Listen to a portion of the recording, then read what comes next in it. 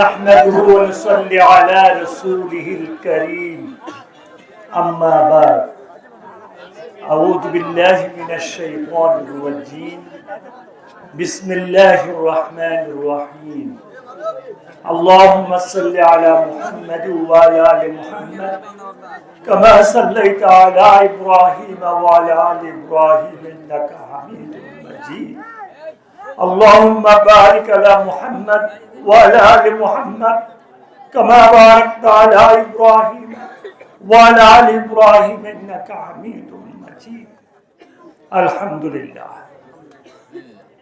আজকের নির্বাচনী পথসভার সম্মানিত সভাপতি, উপস্থিত আমার প্রিয় দলের নেতৃবৃন্দ, উপস্থিত আমার কলিজার টুকরা, আমার দিলের টুকরা, যারা আমাকে ৫ বার সংসদ সদস্য মুরাদনগর থেকে নির্বাচন করেছেন, আমার ভাইয়েরা, আমার বোনেরা, আসসালামু আলাইকুম ওয়া রাহমাতুল্লাহি ওয়া বারাকাতুহু। হিন্দু ভাই বোনদেরকে আমার শুভেচ্ছা। আসলে ভাইয়েরা আমার, সবকিছুর মালিক কে? আল্লাহ। আল্লাহ যা চান তাই হয়, তাই না ভাইয়েরা আমার? আমাদের পূর্বপুরুষ যারা ছিলেন তারা কি কেউ আছে? আমরাও চলে যাব। আল্লাহর হুকুম মানা ছাড়া কোনো উপায় নাই। আল্লাহর হুকুম অনুযায়ী সবাইকে চলতে হবে।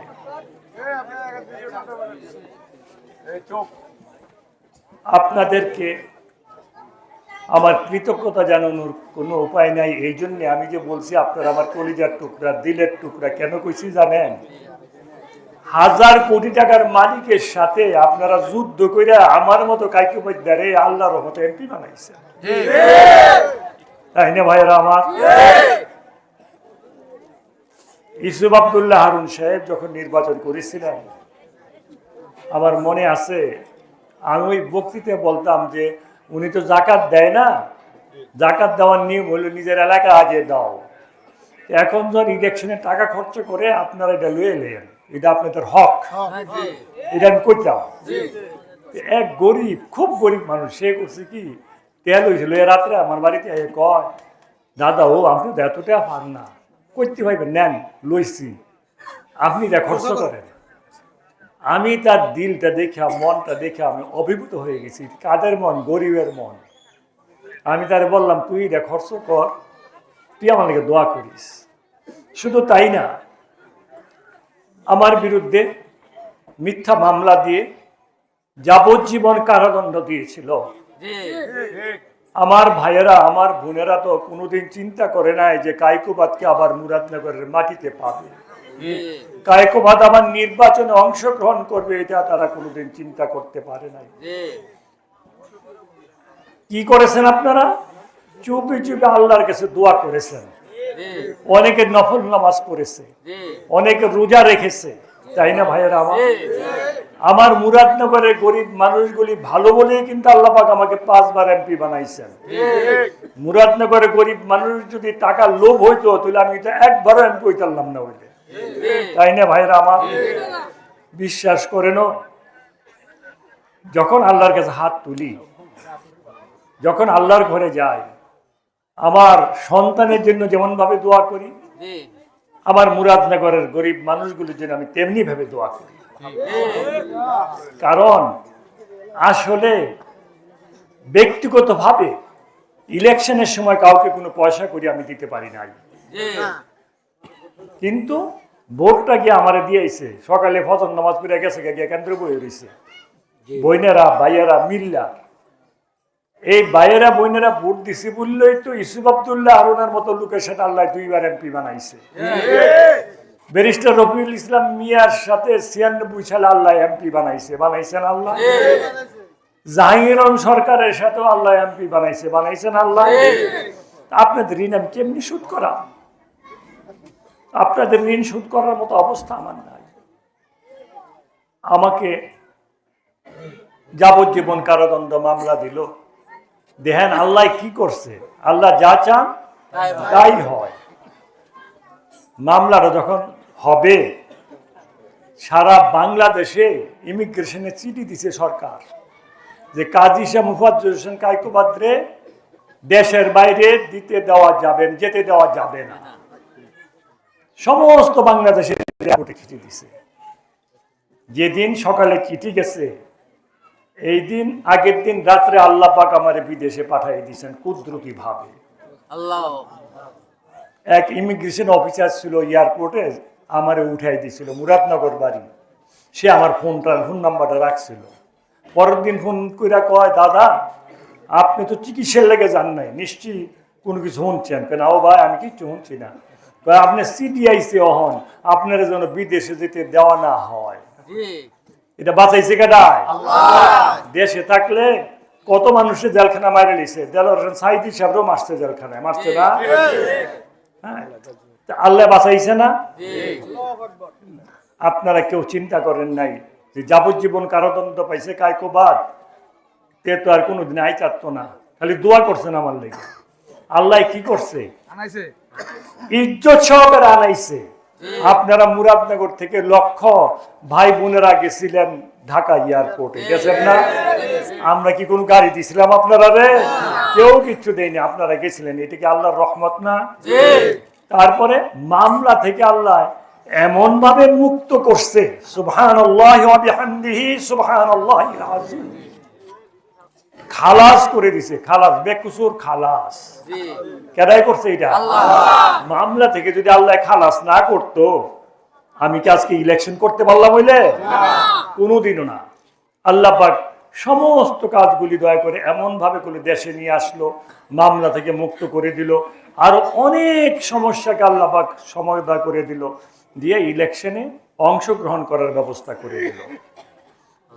আমি যতদিন বাইরে ছিলাম, 13 থেকে 14 বছর, আল্লাহ তো বাইরে নিছে।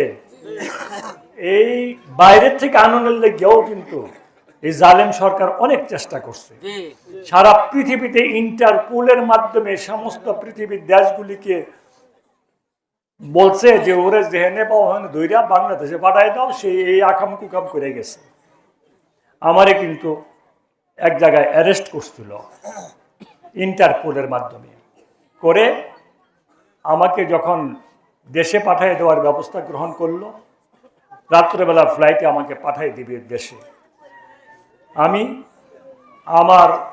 আমার খুব আদর করত মসজিদ নববীর মুয়াজ্জিন উসাম বুখারী।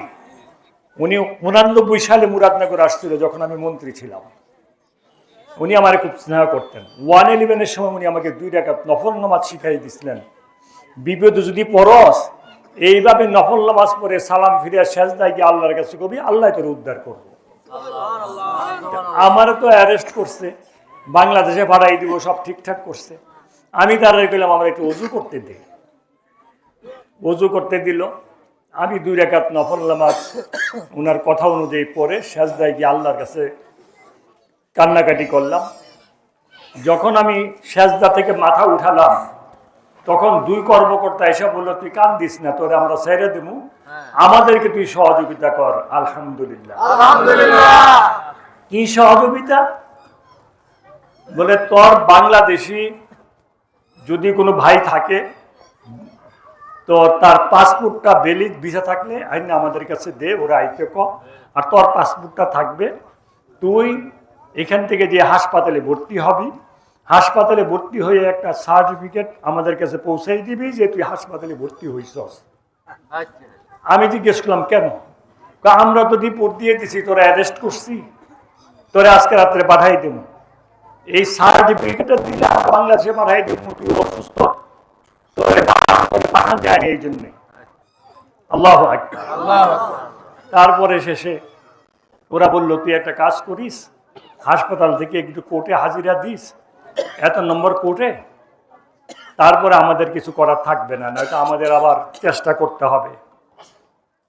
আমার ছোট ভাই জুন্নুন ওই দিন গেল ওই দেশে গিয়ে, আমি যখন আমাকে ছেড়ে দিল তখন জুন্নুনের সাথে দেখা হলো। জুন্নুন ওরা সবাই মিলে আমাকে হাসপাতালে ভর্তি করলো, করে সার্টিফিকেটটা ওদের কাছে দেওয়া হলো। ওরা ওই সার্টিফিকেট পাঠিয়ে দিছে যে সে অসুস্থ, সে হসপিটালে ভর্তি হয়েছে, এই জন্য তারে পাঠানো যায় নাই। এই বাসাই লোকে দায় বলেন না সবাই জোরে যে আলহামদুলিল্লাহ। ভাইয়েরা আমার, আল্লাহ বাঁচায় রাখছে, আল্লাহ বিদেশে নিছে, আল্লাহ বিদেশেও রাখছে, হেফাজত করছে, আল্লাহ আবার দেশে নিয়ে আসছে, আল্লাহ মামলা থেকে মুক্ত করছে, করে আবার আল্লাহ ইলেকশন করার ব্যবস্থা করে দিছে না? এই ইলেকশনে নমিনেশন পেপার যখন আল্লাহ পাকের রহমতে অ্যাকসেপ্ট হলো, তখন জামাত ইসলামের যে প্রার্থী সে নির্বাচন কমিশনে অ্যাপিল করলো আমার নমিনেশন পেপার বাতিলের লেগে। আল্লাহ পাক কুদরতি ভাবে তার যে অ্যাপিল করছে ওটার বাতিল করাই দিয়েছে নির্বাচন কমিশন থেকে। তারপরে গিয়ে হাইকোর্টে মামলা করছে, রিট পিটিশন করছে, গতকালকে এটাও আল্লাহ পাক খারিজ করে দিছে। আলহামদুলিল্লাহ। আল্লাহ এত মেহেরবানি, এত দয়া করছে, ওইটা এই পর্যন্ত তো আল্লাহর রহমতে আসা হয়েছে। নির্বাচনটা সামনের 12 তারিখে। এখন আপনাদের দায়িত্ব হলো আপনাদের এই ভাইটারে এবার আগের চেয়ে অধিক ভোটে দানিশ শীষ মার্কায় ভোট দিয়ে নির্বাচিত করা, তাই তো ভাইয়েরা আমার। আর জামাত ইসলাম সম্পর্কে আমি একটা কথা বলতে চাই, এই জামাত ইসলাম জীবনে কোনোদিন 3টার বেশি সিট পাইছে? তারা 18টা সিট পাইছিল আমরা লোকে 2001 সালে নির্বাচন করে। ম্যাডাম জিয়া তাদেরকে 2টা মন্ত্রিত্ব দিছিল, এই মন্ত্রিত্বটা নিয়ে তারা দলটারে শক্তিশালী করছে। আর শেখ মুজিবুর রহমান কিন্তু সমস্ত দলগুলিকে নিষিদ্ধ করে বাকশাল করছিল না ভাই? আর এই অবস্থাকে জামাত ইসলামকে আবার পুনর্জীবন দান করেছিল জিয়া রহমান সাহেব, তাই না ভাইয়েরা আমার? তাদের কোনো কৃতজ্ঞতা বলতে নাই, তারা এটা মনে রাখে না। তারা কি সব আজে বাজে কথাবার্তা কয় বিএনপি সম্পর্কে, আমাদের সম্পর্কে, এটা আপনাদের কাছে বিচার দিলাম। আর জামাত ইসলাম কোরআনের শাসন চায়, তারা বলে না? আজান দিচ্ছে নাকি? দাদা আপনি বলেন, এখানে এখনো শুরু হয় নাই। এখানে শুরু হয় নাই, বলেন, সমস্যা নাই দাদা। এখানে আর 1 মিনিট আছে দাদা, এখানে আমাদের মধ্যে 1 মিনিট আছে। ওই তো আজানটা দেখ, তারপর আমি একটু বলি।